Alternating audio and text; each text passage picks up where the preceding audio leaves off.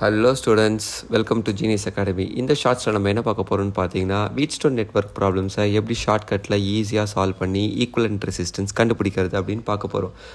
எடுத்த உடனே டயக்ராமை அப்சர்வ் பண்ணுங்கள்.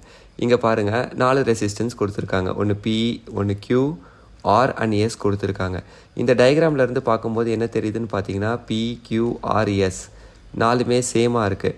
அப்போ 4 ரெசிஸ்டன்ஸுமே சேமாக இருந்ததுன்னா ஜங்ஷன் சியிலேருந்து டி வழியாக இருக்கிற ரெசிஸ்டன்ஸ் கிட்ட எவ்வளோ கரண்ட் ஃப்ளோ ஆகும்னு பார்த்தீங்கன்னா 0 கரண்ட் தான் ஃப்ளோ ஆகும் அப்படின்றது தான் கான்செப்ட். ஏன்னா பொட்டன்ஷியல் டிஃப்ரென்ஸ் சேமாக இருக்கும். இப்போது இந்த 4 ரெசிஸ்டன்ஸுமே ரீஅரேஞ்ச் பண்ணுங்கள்.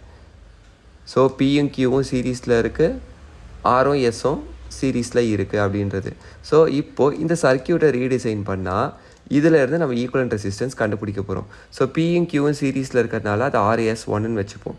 ஸோ அப்போது பியோட வேல்யூ வந்து 1 ஓம், கியூவோட வேல்யூ 1 ஓம். அப்போது அதோட ரெசிஸ்டன்ஸ் எவ்வளோ? 2 ஓம். அதே மாதிரி ஆரும் எஸ்ஸும் சீரீஸில் இருக்கிறதுனால அதோடைய ஈக்குவலன்ட் ரெசிஸ்டன்ஸும் 1 + 1 எவ்வளோ இருக்குன்னு பார்த்தீங்கன்னா 2 ஓம் அப்படின்னு இருக்கும்.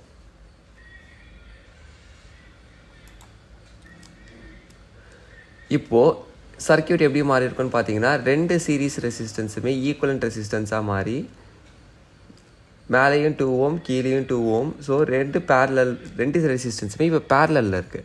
இப்போ பேரலில் இருந்தால் என்ன formula? So 1/RP = 1/R1 + 1/R2.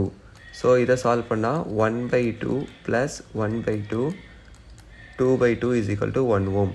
So அப்போது 1/RPயோட வேல்யூ 1 ஓம்னா அப்போ RPயோட வேல்யூவும் 1 ஓம். ஸோ இந்த மாதிரி ப்ராப்ளம்ஸ் எக்ஸாமில் கொடுத்தாங்கன்னா ரொம்ப சிம்பிள். கொடுத்துருக்க டயக்ராம் அப்சர்வ் பண்ணுங்கள். அழகாக ப்ராப்ளமை பிரேக் டவுன் பண்ணி ஈஸியாக சால்வ் பண்ண முடியும்.